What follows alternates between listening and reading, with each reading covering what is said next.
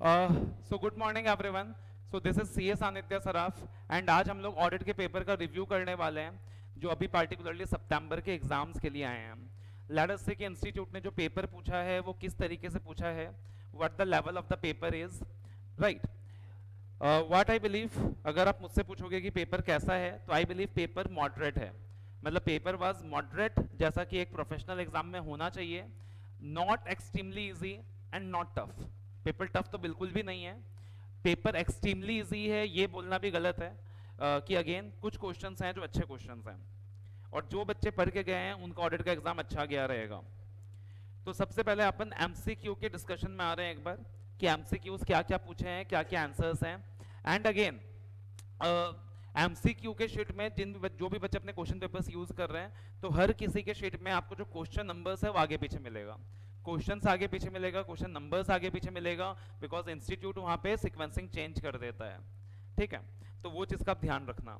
तो पार्टिकुलरली जो शीट मुझे मिला है मैं उस हिसाब से क्या कर रहा हूँ, एमसीक्यूज डिस्कस कर रहा हूँ। तो सबसे पहले जो क्वेश्चन दिया है, अगेन एक चीज मैंने एमसीक्यू में आपको एक टेक्निक सिखाई है कि पार्टिकुलरली क्या करना है, आपको लास्ट लाइन देखना है फिर और जो मेन क्वेश्चन है उसके आंसर पे आना है। तो अपन उस टेक्निक को फॉलो करने का ट्राई करेंगे। विल सी कि उस टेक्निक से काम चल जाता है तो ठीक है, और उस टेक्निक से काम नहीं चलता है तो अपने को पूरा क्वेश्चन रीड करना है। ठीक है, तो देखना सबसे पहला क्वेश्चन जो यहाँ पे है, जो लास्ट लाइन है, out of the following which one point is not correct about why the standards are needed. तो भैया स्टार्टिंग के 5 लाइन में रीड करके अपना टाइम वेस्ट क्यों करूं, भली वो 5 लाइनें थी। आखिरी के लाइन को रीड करके मुझे समझ में आ रहा है कि क्या पूछ रहा है वो, which of the following is not correct about why the standards are needed. सबसे पहले why the standards are needed, ये टॉपिक कहां दिया हुआ है, nature objective scope of audit. Nature objective scope of audit का जो अपना चैप्टर है, आप चाहे स्टडी मैट की बात कर लीजिए चाहे हमारे नोट्स की बात कर लीजिए, तो वो लास्ट टॉपिक है कि why the standards of auditing are needed. तो अब इसमें क्या पॉइंट्स दिए हैं, स्टैंडर्ड्स एंश्योर ऑडिट क्वालिटी। तो भैया ये वाला चीज तो करेक्ट है कि स्टैंडर्ड्स तो ऑडिट क्वालिटी एंश्योर करते हैं। फिर क्या दिया, standards equip professional accountants with professional knowledge and skill. फिर दिया है standards promote uniformity as audit of financial statements is carried out following this standards. और फिर दिया है standards ensure carrying out of audit against established benchmarks at par with local practices. तो क्या लग रहा है कौन सा इनकरेक्ट है, डी इनकरेक्ट है, क्योंकि क्या बोला है, benchmarks against established benchmarks at par with local practices, दिया हुआ था global practices, particularly it should be at par with global practices, तो दिस इज इनकरेक्ट। तो भाई इससे अच्छा कुछ हो ही नहीं सकता ना, मतलब देखो आपने बस टिक किया आपको 2 नंबर मिल गया।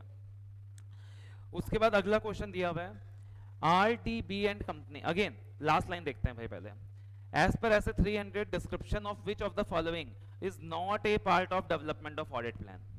तो एज पर ऐसे 300 पूछ रहा है वो कि description of which of the following is not a part of development of audit plan. Audit plan में क्या नहीं आएगा, मतलब ऑडिट प्लान के डिस्क्रिप्शन में क्या नहीं आएगा। अब ऑडिट प्लान का डिस्क्रिप्शन अगर आप याद करें तो मैंने आपको क्या सिखाया था, एंटी ऑफ रैप फैप पैप, anti of risk assessment procedures, further audit procedures, planned audit procedures, that was what we learned। तो अब देखते हैं क्या ऑप्शंस दिया हुआ है। सबसे पहले nature timing and extent of planned further audit procedures at the assertion level, nature time extent of planned risk assessment procedures, nature time extent of resources necessary to perform the engagement and other planned audit procedures that are required। तो कौन सा answer होगा, सी होगा, because ये जो nature time extent of resources ये किसका part होता है, ऑडिट स्ट्रैटेजी का पार्ट होता है। This is a part of audit strategy, मैंने बताया था ऑडिट स्ट्रैटेजी का मतलब होता है रिसोर्स मैनेजमेंट। उसके बाद अगला क्वेश्चन है, now this is a nice question, direct question नहीं है, प्रैक्टिकल क्वेश्चन है। तो अब यहां पे क्या पूछा है, यूडिन नंबर किन चीजों के लिए जरूरत पड़ेगी। अब आप बोलोगे सर आप किसी क्वेश्चन में पहले 4-5 लाइन रीड क्यों नहीं कर रहे हो, भाई जरूरत ही नहीं है, टाइम वेस्ट क्यों करूं। अगर डायरेक्ट रीड करके काम चल रहा है तो why should I waste my time in the exam hall. तो यूडिन नंबर जनरेट किस चीज के लिए करना है, बोला UDIN unique document identification number. अब यूनिक डॉक्यूमेंट आइडेंटिफिकेशन नंबर कहां जनरेट करना होता है, जहां भी किसी तरीके का अटेस्टेशन चाहिए होता है। ठीक है, अब बोला कब चाहिए, कंफर्मेशन लेटर्स के लिए चाहिए क्या, या एक्सपोर्ट सेल्स के लिए चाहिए during the year certificate only, या both export sales and the confirmation letters, या यूडिन नंबर चाहिए ही नहीं।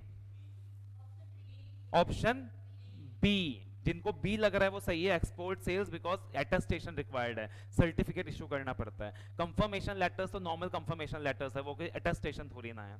तो यहाँ पे क्या होगा, एक्सपोर्ट सेल्स। अब कुछ बच्चे इस क्वेश्चन में आई बिलीव गलती कर सकते हैं अगर आपने थोड़ा दिमाग नहीं लगाया हो तो। उसके बाद केस स्टडी सिनेरियो 1 दिया हुआ है भाई, तो एक लंबा चौड़ा कुछ कहानी दिया हुआ है इन्होंने, एक लंबा चौड़ा कुछ कहानी दिया हुआ है इन्होंने। तो एक काम करते हैं, सबसे पहले कहानी तो लंबी चौड़ी दी हुई है, कहानी रीड नहीं करके एक बार देखते हैं क्वेश्चंस को होता है कि नहीं होता है। नहीं होगा तो कहानी रीड करेंगे, कोई उपाय नहीं है। Based on the above facts answer the following questions, questions 4 to 8। अब देखना भाई कोई कहानी तो कितनी लंबी चौड़ी दी हुई थी। Due to tight deadlines CAB has insufficient time to properly perform or complete the relevant duties and he has to sign off clean audit report। Time नहीं है बेचारे के पास, डेडलाइन है, तो इसने क्या करा है भाई, ड्यूटीज वगैरह परफॉर्म नहीं कर पाया, ऑडिट रिपोर्ट साइन कर दिया। तो कौन सा fundamental principle of professional ethics इसने डिसरिगार्ड किया है, professional behaviour, professional competence and due care, integrity, competence. कितने लोगों को लगता है बी, किसी और को कुछ लग रहा है ए सी डी? तो पार्टिकुलरली देखो करेक्ट आंसर जो है वो बी है, professional competence and due care. कुछ लोगों को ए लग सकता है, बट आपके कॉन्सेप्ट क्लियर होंगे तो नहीं लगेंगे, क्योंकि प्रोफेशनल बिहेवियर का मतलब क्या बताया था कि भाई सबसे पहले compliance with laws regulation and you should not do anything which is harming the reputation of ICAI। लेकिन प्रोफेशनल कॉम्पिटेंस का मतलब क्या हो गया कि particularly you should be competent, you should have knowledge of the standards, you should have knowledge of the subject matter. तो यहाँ तो भैया ऑडिटर को सब्जेक्ट मैटर का नॉलेज ही नहीं है, तो मेन तो पहले प्रोफेशनल कॉम्पिटेंस ड्यू केयर लगेगा। डिस्क्रिप्टिव क्वेश्चन होता तो आप ड्रैग करके प्रोफेशनल बिहेवियर का रेफरेंस एक आधा लाइन में दे सकते थे, बट मेन यहाँ क्या लगेगा, professional competence and due care लगेगा। फिर क्या बोला है, undue dependence on the fees from GHB limited creates which threats of independence. बोला सेल्फ इंटरेस्ट थ्रेट, मतलब भैया अब सब सोचो, केस स्टडी देखने की जरूरत भी नहीं पड़ी, लंबा चौड़ा केस स्टडी, ये सेंटेंस देखते समझ में आ रहा है, ऑप्शन देखने की भी जरूरत नहीं है, क्या होगा, सेल्फ इंटरेस्ट थ्रेट होगा। उसके बाद since it became impracticable for CAB, बोल रहा है कि it became impracticable for CAB on 31st March 2024 to attend physical inventory counting at the warehouse and also became impossible to perform alternative procedures. तो SA 501 में अपन ने concept discuss किया था impracticable, और इम्प्रैक्टिकेबल का मतलब क्या था कि भाई आपके लिए फिजिकल वेरिफिकेशन अटेंड करना पॉसिबल नहीं है, may be due to the nature of the inventory, may be due to location is such कि it is dangerous for the life of the auditor. तो ऐसे 501 में दो सिचुएशंस थी, एक था इम्प्रैक्टिकेबिलिटी, एक था अनफोर्सिन सर्कमस्टेंस। बट यहां तो क्वेश्चन में खुद ही बोल रहा है it became impracticable, it became impracticable. तो इम्प्रैक्टिकेबल था तो ऑडिटर क्या परफॉर्म करता था, ऑल्टरनेटिव ऑडिट प्रोसीजर। अब क्वेश्चन में ये भी बोल दिया कि भैया ऑल्टरनेटिव ऑडिट प्रोसीजर भी परफॉर्म नहीं कर पाया टू ऑब्टेन एविडेंसेस। अब ऑडिटर क्या करेगा, मॉडिफाई। क्लियरली बताया था भाई, बहुत सिंपल है, impracticable perform alternative procedures, alternative procedures भी नहीं परफॉर्म कर पाया तो मॉडिफाई। अब आप ऑप्शन देखोगे, option number A rely on inventory records, then take management representation, mention in emphasis of matter paragraph, omit altogether the procedure of physical inventory counting, या फिर modify the opinion। तो क्या होगा अपना, modify the opinion। अगला question क्या पूछा है, which assertion concerning the bifurcation of employee expense into various heads is being verified by B। मतलब क्या बोला कि employee expenses को bifurcate किया, क्या किया, employee expenses को bifurcate किया अलग अलग हेड्स में, ठीक है। तो एम्प्लॉय एक्सपेंस को bifurcate किया अलग अलग हेड्स में, तो इसमें आप कौन सा assertion को वेरीफाई कर रहे हो, मैनेजमेंट एम्प्लॉय एक्सपेंस को bifurcate कर रही है, प्रेजेंटेशन डिस्क्लोजर, मतलब कोई दिक्कत का बात ही नहीं है, कोई दिमाग लगाने का बात ही नहीं है कि पार्टिकुलरली assertion को क्या कर रही है, bifurcate कर रही है एम्प्लॉय एक्सपेंस को। तो अपने को क्या देखना है, प्रेजेंटेशन डिस्क्लोजर, कि प्रेजेंटेशन डिस्क्लोजर सही है कि नहीं है। फिर अगला क्वेश्चन पूछा, with reference to reporting on the internal financial controls under Companies Act 2013, which of the following do not fall within the nature of responsibility of GHB Limited।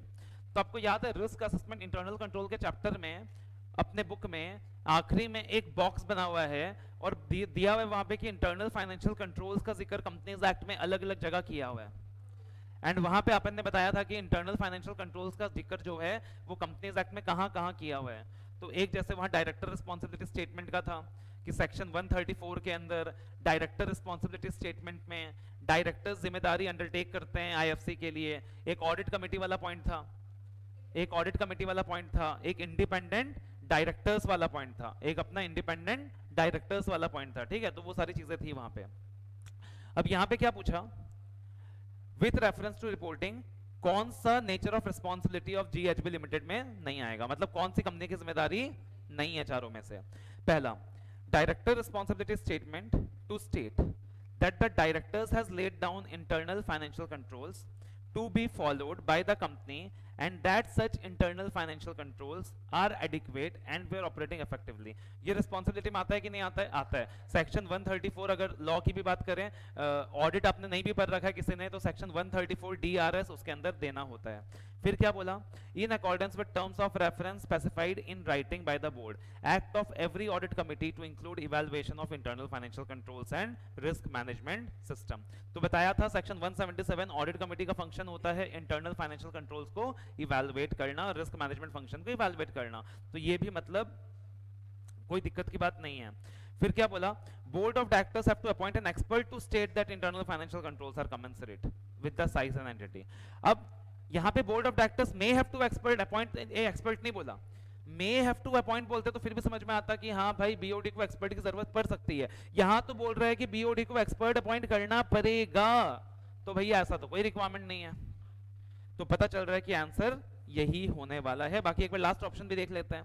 In terms of code of independent directors to get themselves satisfied that financial controls and system of risk management are robust and defensible. तो ये भी responsibility होता है। तो correct answer क्या होगा अपना सी। उसके बाद अगला क्वेश्चन, अब देखो भाई पूरा केस स्टडी सिनेरियो अपने को रीड करने का जरूरत ही नहीं पड़ा।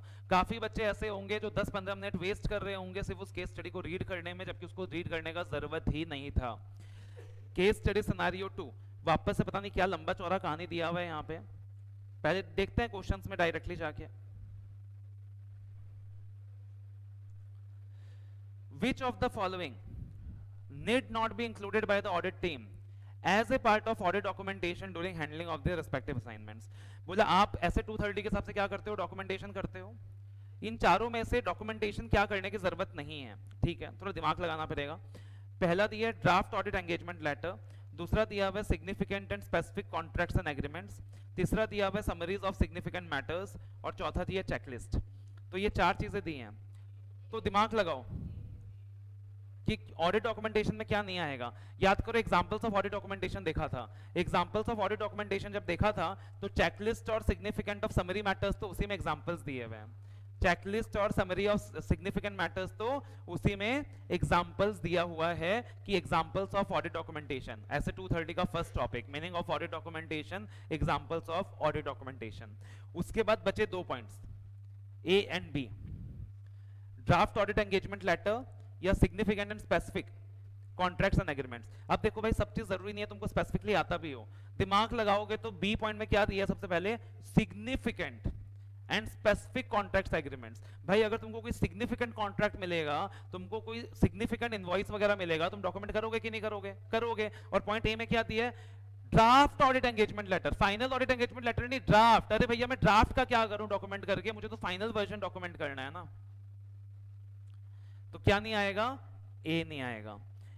फिर क्या पूछा है, in case of difference of opinion between the joint auditors what course of action can messrs Krish and company take while issuing the audit report. मतलब डिफरेंस ऑफ ओपिनियन है जॉइंट ऑडिटर्स के बीच।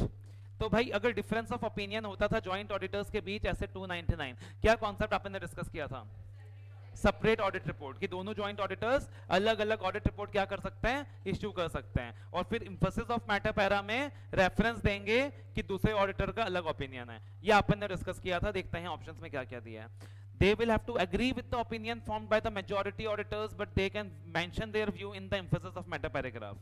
No. They will have to agree with the opinion formed by the majority of auditors. No. They can add a separate audit opinion para in the common audit report. Yeah, they can issue a separate audit report, and the audit reports issued by the joint auditors shall make a reference to each other auditor's report. D. The securities premium account of Pawan Limited cannot be applied for which purpose? Section 52 audit of items के अंदर भी है law का section 52। कौन सी चीज में security premium right of नहीं होगा? टाइम पास करने का जरूरत ही नहीं है, सिंपल सा चीज है। तो पार्टिकुलरली एकदम सिंपल है, in writing of the debit balance in the P&L, time pass करने का जरूरत ही नहीं है। CAI, who is in charge of Nand Cooperative Society, wants to ensure that society has contributed for charitable purpose within the limits prescribed. How much is the society allowed to contribute? Yes, कितना कर सकते थे? 10%, और 10% maximum कर सकती थी, और वो 10% भी कब? After the compulsory transfer to reserve fund. तो देखते हैं ऑप्शंस में क्या दिया हुआ है। सीधा सीधी क्वेश्चन है भाई, सीधा सीधी आंसर है option B, contribute an amount not exceeding 10% of the reserve funds. उसके बाद यहाँ पे एक दिया हुआ है केस स्टडी सिनेरियो 3। अगेन पता नहीं लंबा चौड़ा कहानी दिया हुआ है भाई, पता नहीं क्या क्या दिया हुआ है।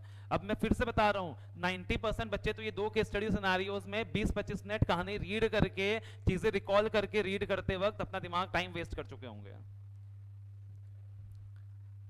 ठीक है, चलो भाई कहानी इग्नोर किया, क्वेश्चंस में आते हैं। Financial events or conditions that may cast significant doubt on entities' ability to continue as going concern does not include। Financial events और कंडीशंस, कौन से ऐसे की बात हो रही है? ऐसे 570 की बात हो रही है, फाइनेंशियल कंडीशन इवेंट्स की बात हो रही है कि फाइनेंशियल इवेंट्स में क्या क्या चीजें नहीं आएंगी, फाइनेंशियल इंडिकेटर्स में क्या नहीं आएगा। तो क्या नहीं आएगा? फाइनेंशियल इवेंट्स और कंडीशंस। तो या ये कौन सा ऑपरेटिंग इंडिकेटर का पार्ट है। अगला, what kind of audit report will the auditor issue if the issue of going concern basis of accounting is appropriate? Okay, appropriate है, but a material uncertainty exists and adequate disclosure of the material uncertainty is made in financial statements by the management। कौन सा paragraph है? कौन सा paragraph है यहाँ पे? अब यहाँ पे क्या ऑप्शन दिया हुआ है? Disclaimer, adverse, unmodified, qualified. अब एक चीज क्या बोला? मेटल अनसर्टेनिटी एग्जिस्ट करता है, मैनेजमेंट ने डिस्क्लोजर दिया है, तो मैनेजमेंट ने डिस्क्लोजर दिया है तो वहां पे क्वालिफाइड, एडवर्स तो आउट ऑफ इक्वेशन हो गया। क्या हो गया? Unmodified opinion. यहां पे इंस्टीट्यूट ने मुर्गा पैराग्राफ ऑप्शन में नहीं दिया। अगर मुर्गा ऑप्शन में देते तो मुर्गा पैराग्राफ में क्या कर सकते थे? अपन अनसर्टेनिटी को डिस्क्राइब कर सकते थे। अभी के लिए अनमॉडिफाइड ओपिनियन। फिर क्या पूछा है? If the auditor is of the opinion that written representations are not reliable, कौन सा ऑडिट ओपिनियन इशू करेगा? एडवर्स, डिस्क्लेमर, अनमॉडिफाइड, ये वो। भाई सीधा सीधी WR का स्टैंडर्ड, आखिरी का टॉपिक, WR नॉट रिलायबल, बड़ा सा हेडिंग दिया हुआ है डिस्क्लेमर कि WR के इंटीग्रिटी में डाउट है, WR रिलायबल नहीं है, डिस्क्लेमर। तो लो भैया 30 मार्क्स का एमसीक्यूज हो गया। आई बिलीव जिस भी बच्चे ने अच्छे से तैयारी करके गया है ना, जो क्लासेस में भी जिसने अच्छे से फॉलो किया ना क्लासेस को, 30 आउट ऑफ 13 एमसीक्यूज में आ सकता है। और 30 आउट ऑफ 30 नहीं भी आया, कोई एक आधा क्वेश्चन में गलती कर दिया, मान लो वो यूडीएन रिपोर्ट वाले क्वेश्चन में गलती हो गई या डॉक्यूमेंटेशन वाले क्वेश्चन में गलती हो गई, तो 28 मार्क्स तो आराम से मतलब यहां पे आ सकता है in this particular MCQ thing.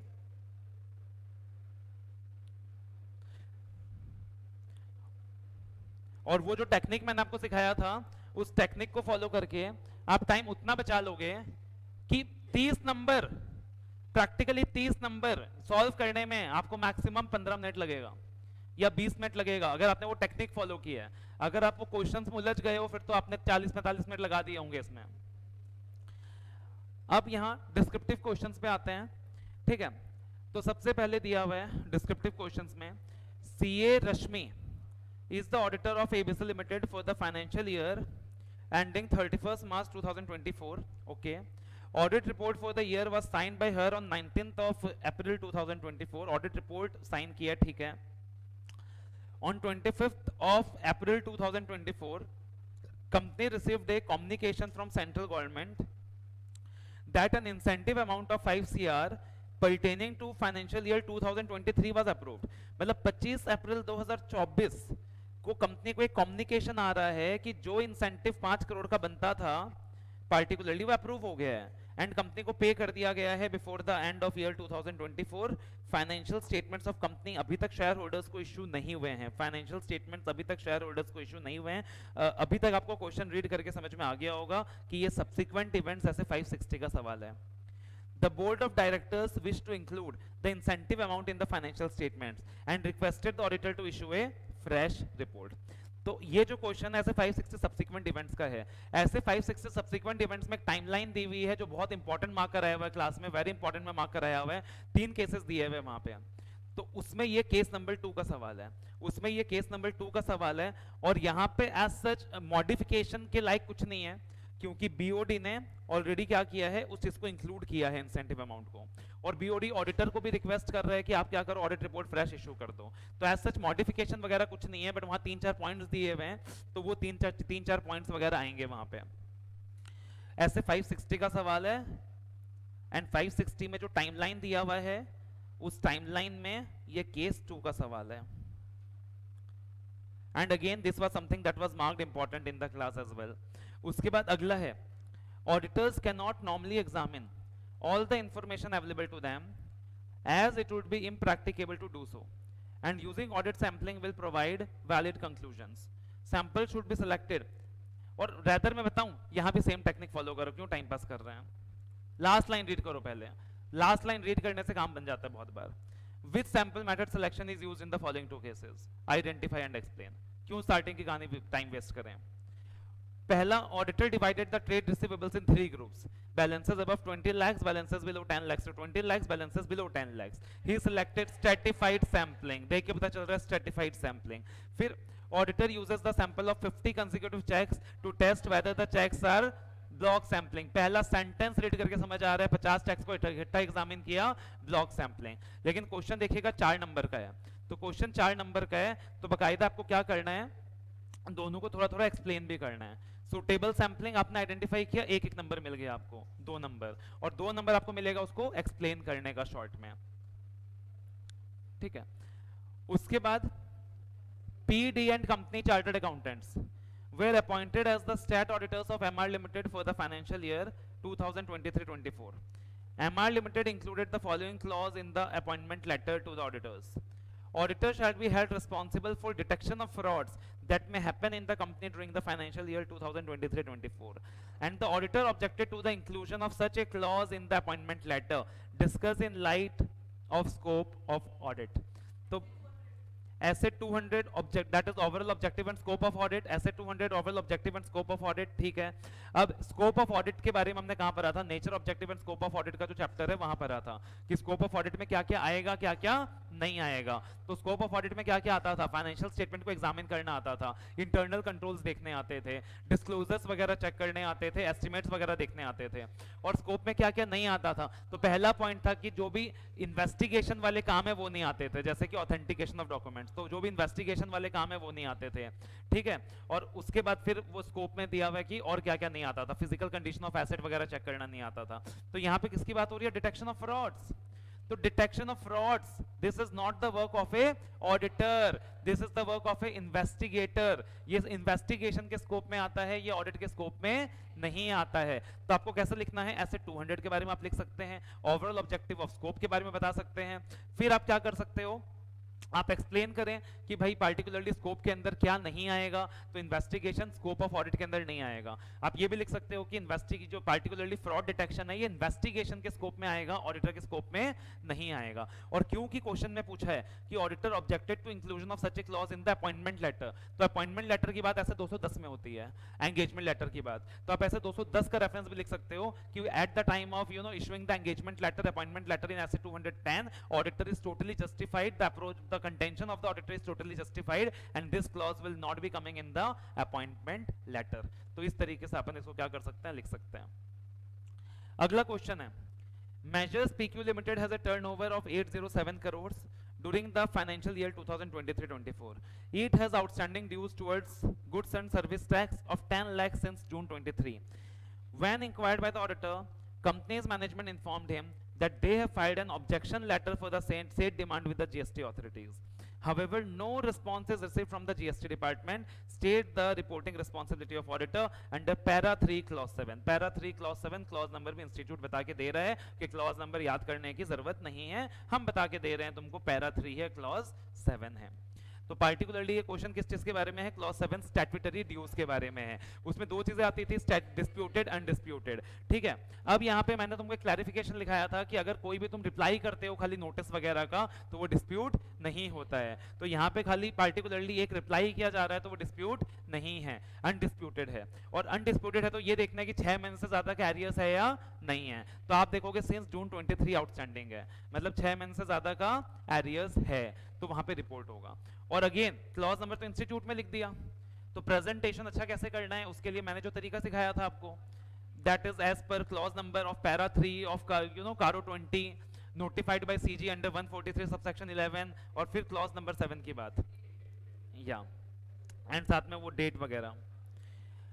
अगला क्वेश्चन, ये क्वेश्चन भाई बहुत बेहतरीन क्वेश्चन है एंड आई बिलीव 90% क्वेश्चन बच्चे इस क्वेश्चन में शायद फंसे होंगे, और या फिर मतलब जजमेंटल डिफरेंसेस भी आ सकते हैं between our view and ICAI view. तो क्या बोलता है ये, CAB was the auditor of Star Limited. He wanted to ensure that the company had correctly reconciled its bank accounts and also wanted to understand whether and how far the internal control system was operating in the company.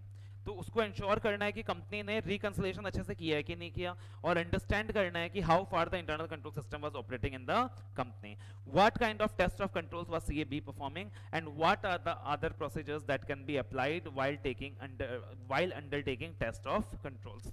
तो particularly क्या पूछा है यहाँ पे कि understand क्या करना है, कि इंश्योर क्या करना है कि कंपनी ने रिकंसिलेशन बैंक अकाउंट्स का प्रॉपर्ली किया है कि नहीं किया, और अंडरस्टैंडिंग लेना है कि यार कंट्रोल्स अच्छे से काम कर रहा है कि नहीं कर रहा, तो कौन सा कंट्रोल CAB परफॉर्म कर रहा है यहाँ पे, और बाकी प्रोसीजर्स कौन से परफॉर्म कर सकता है। तो याद करो टेस्ट ऑफ कंट्रोल्स के अंदर भी मेनली कौन से ऑडिट टेक्निक्स होते हैं, मेनली मैंने आपको बताया था सेम ऑडिट टेक्निक्स होते हैं, inspection, inquiry, observation, reperformance, inspection, inquiry, observation, reperformance. तो वही सारे टेक्निक्स यहाँ पे टेस्ट ऑफ कंट्रोल्स में भी होते हैं, TOC में भी होते हैं, ठीक है ना। अब यहाँ पे पार्टिकुलरली ये देखना है कि यार रिकंसिलेशन अच्छे से नहीं किया है कि नहीं किया, तो मेरे हिसाब से यहाँ पे आप कर सकते हो रीपरफॉर्मेंस, मेरे हिसाब से यहाँ पे आप कर सकते हो रीपरफॉर्मेंस टू सी, दोबारा से परफॉर्म करके देख सकते हो एक बार कि पार्टिकुलरली वो चीज अच्छे से हुआ है कि नहीं हुआ, और अदर प्रोसीजर्स में फिर आप इंक्वायरी, ऑब्जर्वेशन, इंस्पेक्शन, वो सारी चीजें क्या कर सकते हो, लिख सकते हो। यहाँ पे 10% चांसेस ये भी है कि इंस्टीट्यूट आंसर में लिखते वक्त इंस्पेक्शन लिख दे, बिकॉज दो तरीका होता है इसको चेक करने का, एक पार्टिकुलरली वहां पे रीपरफॉर्मेंस हो सकता है, that is the best possible way, और एक तरीका यहाँ पे इंस्पेक्शन भी हो सकता है कि कुछ डॉक्यूमेंट्स वगैरह चेक करके उस चीज का एश्योरेंस ले लिया। तो हो सकता है इंस्टीट्यूट इंस्पेक्शन के हिसाब से आंसर कर रहा हो, या फिर रीपरफॉर्मेंस के हिसाब से, या दोनों के हिसाब से, और फिर बाकी अदर प्रोसीजर्स कौन से परफॉर्म किए जा सकते हैं। आप आंसर कैसे लिखोगे, किस तरीके से लिखोगे, कौन सा ऐसे का रेफरेंस आएगा, ऐसे 330, कौन सा ऐसे का रेफरेंस आएगा, ऐसे 330, बिकॉज TOCs की बात हो रही है, टेस्ट ऑफ कंट्रोल्स की बात हो रही है। तो टेस्ट ऑफ कंट्रोल क्या होता है, और ऑडिटर को TOC वगैरह परफॉर्म करना रहता है, तो ऐसे 330 लगता है वहां पे, और फिर क्या कर सकते हो, आप अपने आंसर की ड्राफ्टिंग कर सकते हो।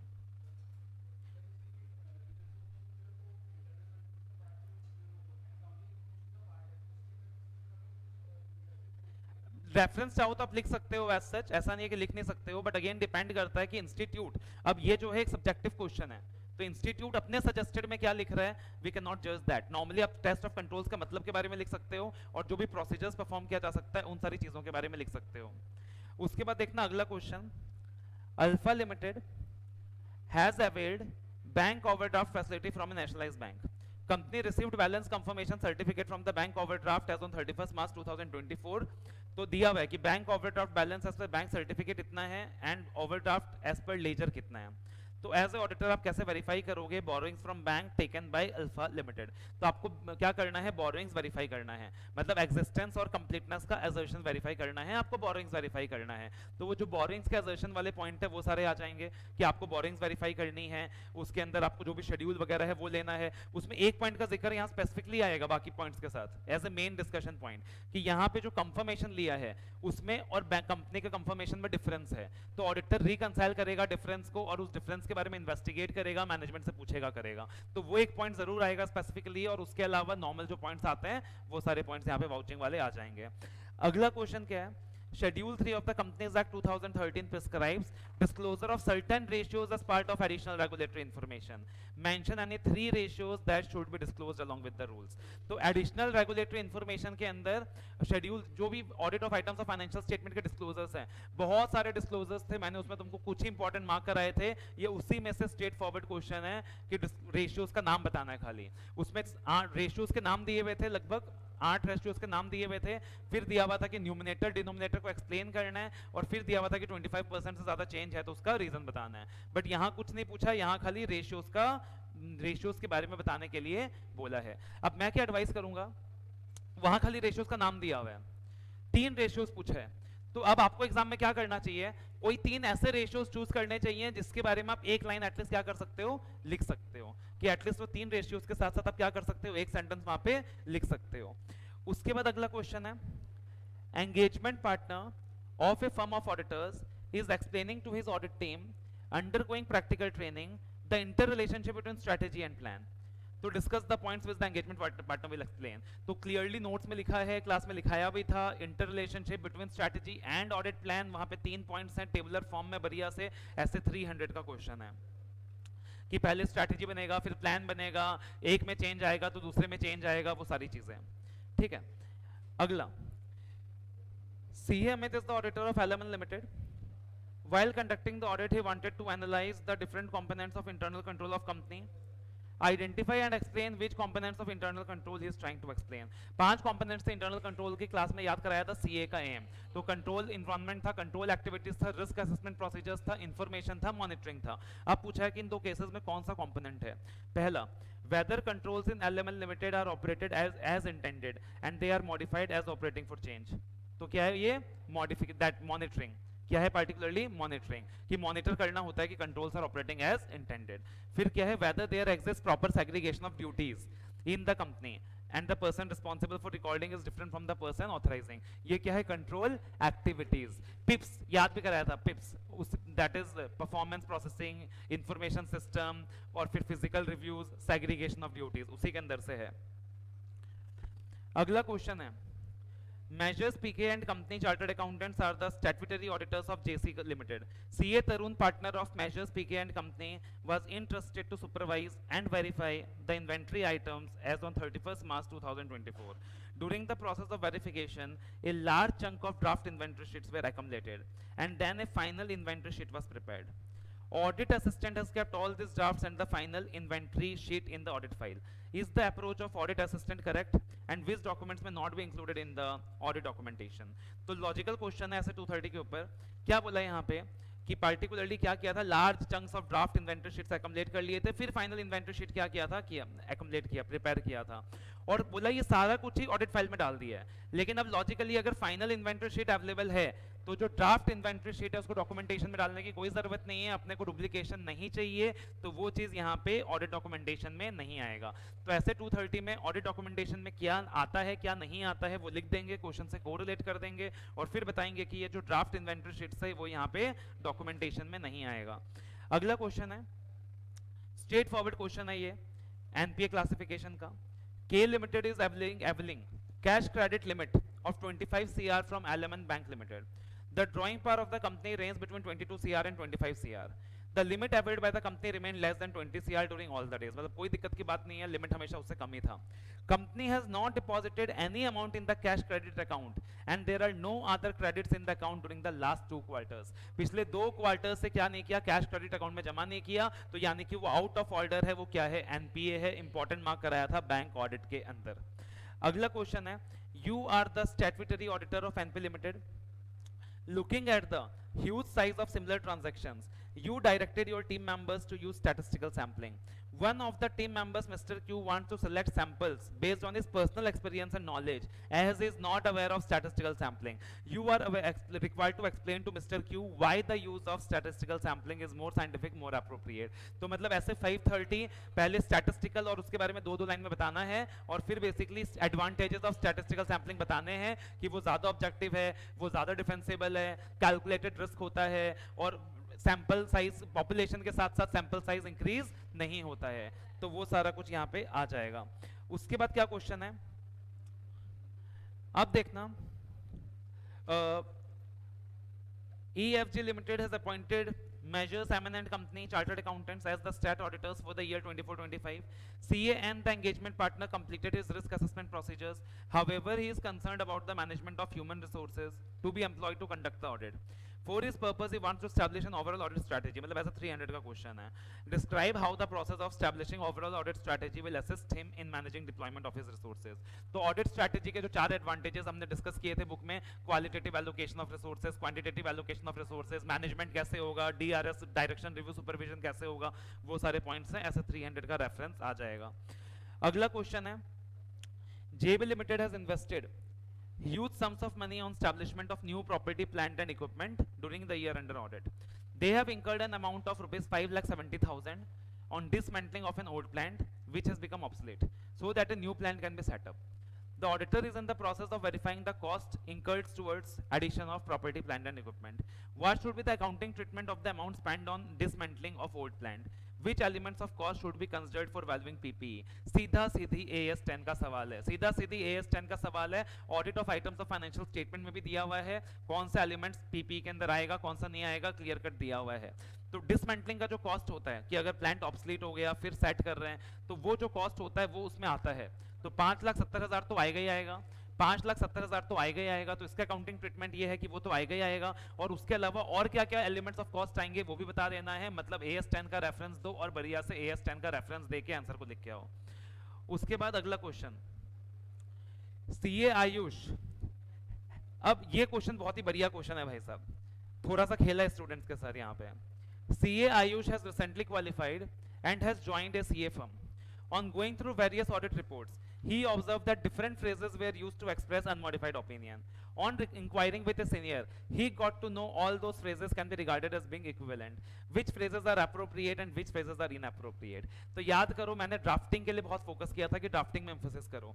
अब जब अपन ड्राफ्टिंग देख रहे थे तो वहां पे दो वर्ड्स क्या यूज होते थे, याद करो. फेयर प्रेजेंटेशन फ्रेमवर्क के हिसाब से जब अपन रिपोर्टिंग कर रहे थे तो उसमें क्या आता था कि अपने को रिपोर्ट करना है whether the financial statements are true and fair और fairly presented as per FRF. तो एप्रोप्रिएट प्रेजेंटेशन का तरीका क्या है अनमॉडिफाइड ओपिनियन देते हुए? या तो आप रिपोर्ट कर रहे हो कि financial statement are true and fair, या तो बता रहे हो fairly presented as per FRF. तो एप्रोप्रिएट फ्रेजेस ये दो हैं. एप्रोप्रिएट फ्रेजेस ये दो हैं. तो अब पार्टिकुलरली यहां दिमाग लगाने वाली चीज है, डायरेक्ट क्वेश्चन नहीं है, स्पून फीडिंग वाला क्वेश्चन नहीं है कि हम जब बोलते हैं कि भाई फेयरली प्रेजेंटेड या फिर हम जब बोलते हैं एज ट्रू एंड फेयर, तो ये क्या है, फेयरली प्रेजेंटेड है. और कौन से फ्रेजेस इनअप्रोप्रिएट हैं while drafting an unmodified opinion. तो पार्टिकुलरली अब आप क्या बता दो, गलत वाला एग्जाम्पल देके गलत वाला बता दो कि क्या अप्रोप्रिएट नहीं है पार्टिकुलरली. अब ये जो क्वेश्चन है ना, ये वाला जो पार्ट है, एज सच इंटर के मॉड्यूल में इंस्टीट्यूट ने डायरेक्टली नहीं दिया है, फाइनल के मॉड्यूल में दिया है कि आप कुछ भी कंडीशनल लैंग्वेज यूज नहीं करोगे. आप मॉडिफिकेशन के वक्त अगर कुछ भी कंडीशनल लैंग्वेज यूज करते हो तो वो प्रॉपर नहीं माना जाता. आप ऐसा नहीं बोल सकते ऐसा होगा तो ट्रू एंड फेयर है, ऐसा नहीं होगा तो ट्रू एंड फेयर नहीं है. आप कुछ भी कंडीशनल या कुछ भी वैग लैंग्वेज यूज नहीं कर सकते, आपको क्लियर कट लैंग्वेज यूज करना पड़ेगा. अगला है यू हैव बीन अपॉइंटेड, और रेफरेंस क्या दोगे, ऐसा 700. अगला है you have been appointed as a auditor of cooperative society.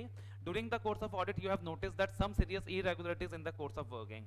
Enumerate दो special matters. Very important mark कराया था कोऑपरेटिव सोसाइटी में कि तुमने क्या देखा, डायरेक्टर्स क्या कर रहे हैं, पर्सनल प्रॉफिटियरिंग कर रहे हैं, फ्रॉड कर रहे हैं, मिसमैनेजमेंट कर रहे हैं, रेकलेस एडवांसिंग कर रहे हैं. तो वो 4-5 चीजें क्या होती थी वहां पे रिपोर्ट होती थी. उसके बाद अगला क्वेश्चन है, Measures PP and Company, a firm of chartered accountants, has been auditing the books of accounts of Kali Limited for the past 3 years. The company has recently made some changes in the business policy. While planning to start the audit for the 4th year, that is for the financial year 2024-25, the audit manager of the firm, as per routine practice, handed over the previous year's audit program as it is to the audit team with the instructions to adhere unfailingly to the said audit program. तो जैसा audit program था as it is पकड़ा दिया, बोला as it is follow करना है. audit manager का decision सही है या नहीं है? तो audit manager का decision सही है. हमने पढ़ा था दो बातें, एक audit program का periodically review होना चाहिए और circumstances के हिसाब से change होनी चाहिए, और audit program हमेशा flexible होना चाहिए, वो rigid नहीं होना चाहिए. उसके बाद अगला question, the management of D limited have engaged an actuary expert to ascertain actuarial valuation of gratuity for provision to be made in the accounts. As a auditor of D Limited, you plan to use the report of expert for ascertaining appropriate valuation, what will you do to evaluate the competence capability objectivity। ऐसे 500 का direct question है, competence capability कैसे evaluate करोगे, तो जो भी तुम्हारा personal experience expert के साथ, तुम्हारा पर्सनल फैमिलिटी है, उसके बुक्स वगैरह, उसके क्वालिफिकेशन वगैरह, वो सारी चीजें। और फिर एक जनरल क्वेश्चन है लास्ट में, सिर्फ डिजिटल ऑडिट का यूज के बारे में पूछा है कि डिजिटल ऑडिट का क्या यूज है हमारे ऑडिट के अंदर, डिजिटल टेक्नोलॉजी का। तो लास्ट में जो एक पैराग्राफ दिया हुआ है वो डिजिटल ऑडिट्स के बारे में कि ऑडिट में वो कैसे काम आएगा हमारे लिए, पार्टिकुलरली डिजिटल टेक्नोलॉजी हमारे ऑडिट में कैसे काम आएगा, तो उसके बारे में क्या करना है, एक सिंपल सा शॉर्ट नोट देना है। ठीक है, अगला क्वेश्चन है, mister J is an article clerk with a big chartered accountant firm. He is a part of engagement team which is conducting the audit of the company for the first time. They are assigning with the work of preparing the draft engagement letter. Mr. J is not sure how to go about it. Explain what is the audit engagement letter and contents. ऐसे 210 audit engagement letter क्या होता है, उसके contents क्या होते हैं, objectives, responsibilities, expected form of reporting, वो सारा जो भी था अपना। उसके बाद जो अगला क्वेश्चन है, अब ये जो क्वेश्चन है particularly, this is actually dependent upon accounting standard. तो ये पार्टिकुलरली आपका AS बेस्ड क्वेश्चन है। You are the auditor of Plus Limited. Bank has made certain provisions for the year ended. Provision for bad debts इतना है, substandard इतना है, expenses इतना है। You are in the process of verifying the provisions and contingencies of the bank. मतलब audit of items of financial statement के अंदर जो आप provisions contingencies verify करते थे, AS 29 का compliance check करते थे, वो सारी चीजें यहाँ पे आ जाएंगी जो provisions वाले part थे कि provisions contingencies को क्या करना है, कैसे verify करना है। उसके बाद अगला क्वेश्चन है, सीधा सीधी लास्ट पार्ट आप देखोगे तो आपको समझ आ जाएगा क्या पूछ रहा है। What is mean by deficiency in internal control and whether the significant deficiency communicated is appropriate. तो पार्टिकुलरली किस चीज के बारे में पूछ रहा है ये, सिग्निफिकेंट डेफिशिएंसी। तो सिग्निफिकेंट डेफिशिएंसी का पूरा कॉन्सेप्ट कहां दिया हुआ है, ऐसे 265 में दिया हुआ है। तो ऐसे 265 में दिया हुआ है कि सिग्निफिकेंट डेफिशिएंसी क्या होता है, कब किसी डेफिशिएंसी को सिग्निफिकेंट डेफिशिएंसी माना जाता है, और सिग्निफिकेंट डेफिशिएंसी के बारे में टीसीआरडब्ल्यूजी को किस तरीके से कम्युनिकेट करना रहता है। तो उसी चीज के ऊपर ये पार्टिकुलरली क्वेश्चन है। अगला क्वेश्चन है, CAP is a professional accountant in service in terms of employment and professional relations with employer. He has to be alert to the possibility of inadvertent disclosure of any information. However, in view of disclosure required by law, CAP had to divulge the information and documents as evidence in the course of legal proceedings. Whether CAP has violated any fundamental principle. तो किसका question है, ऐसे 200 fundamental principle of code of ethics, ऐसे 200 fundamental principle of code of ethics, confidentiality का मतलब बता दो, फिर कॉन्फिडेंशियलिटी के जो एक्सेप्शंस थे वो बता दो, required by law and authorised by the client. तो उसी के ऊपर ये क्वेश्चन है अपना। During the audit of accounts for the year ended 31st March 2024, auditor of FD Limited wanted confirmation from a trade receivable which was outstanding for more than 6 months, amounting to 4,25,000. The auditor sent a confirmation letter to the party requesting them to respond directly to him whether or not they agree with the amount outstanding for him. So trade receivable confirmed to the auditor that they were required to pay 4,20,000 as per their books of accounts. To state and explain the type of confirmation request sent by the auditor and the course of action he should take on the same. तो भाई क्या बोला है, request respond करना ही करना, आप agree कर रहे हो या नहीं। तो ऐसे 505 पॉजिटिव कंफर्मेशन, पॉजिटिव कंफर्मेशन का मतलब बता दो, पॉजिटिव कंफर्मेशन लिया है ये बता दो। फिर बोल रहा है कि भाई डिफरेंस वैल्यू मैच नहीं हो रहा। तो रिस्पॉन्स में क्या था कि अगर सामने वाला पार्टी का बैलेंस मैच नहीं कर रहा तो अपन क्या देखते थे, whether that difference is indication of miss statement, whether it's indication of miss statement. और फिर अपन एडिशनल प्रोसीजर्स परफॉर्म करके उस चीज को रिजॉल्व करते थे कि वो जो डिफरेंस है वो कोई मिस स्टेटमेंट तो नहीं है। तो ऐसे 505 के ऊपर ये अपना सवाल है। और लास्ट पॉइंट, सिंपल सा क्वेश्चन है ये स्पेशल एंटिटी के ऊपर कि पार्टिकुलरली लीजिंग कंपनी को ऑडिट करते वक्त आप किसी भी फाइनेंशियल लीज एग्रीमेंट में क्या देखोगे, आप किसी भी फाइनेंशियल लीज एग्रीमेंट में क्या देखोगे, बेसिकली स्पेशल एंटिटीज का सवाल है। AS 19 के प्रिंसिपल्स यहाँ पे इन्वॉल्व होते हैं। AS 19 का नॉलेज भी अगर आपको है तो आप आराम से आंसर ड्राफ्ट करके आ सकते हो। ठीक है, तो this was the paper of audit. I believe 2 से 3 क्वेश्चंस अच्छे थे, बट उसके अलावा पूरा पेपर मॉडरेट था। अगर आप तैयारी अच्छे से करके गए हो तो इस पेपर के अंदर आप एग्जामिनेशन लेके आ सकते हो।